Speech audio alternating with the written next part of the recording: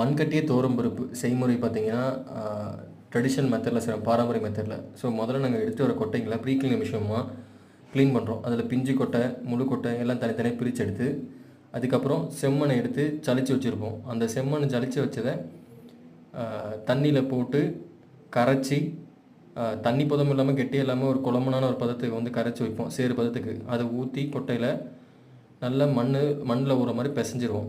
So பெசஞ்சு பார்த்தீங்கன்னா, நாங்க காலையில ஒரு வாட்டி காலையில 6 மணிக்கும், திருப்பின ஒரு 4 to 5 ஹவர்ஸ் கழிச்சு மதியம் 2 மணிக்கும், திருப்பின ஈவினிங் ஒரு 6:00க்கும் 3 டைம் மண்ணு கட்டுறோம்.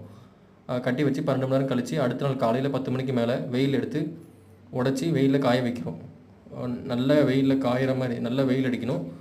ஸோ சன்லைட் நல்லா ட்ரை பண்ணுற மாரி நல்ல வெயில்ல காய போட்டு 2 நாள் காயணும். மொத நாளும் 2 நாளும் காய வச்சு,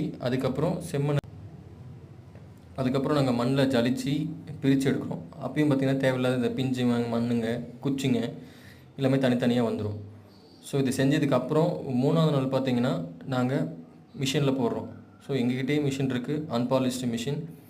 ஸோ அந்த மிஷின்ல நாங்க வந்து எப்படி பழைய மெத்தட்ல கல்ல உடைக்கிறோமோ, அதே மாரி இப்போ அட்வான்ஸா பெரிய மிஷின்ல இது துவரங்கொட்டைய எடுத்து அந்த மிஷின்ல போட்டு உடைச்சு எடுக்கிறோம்.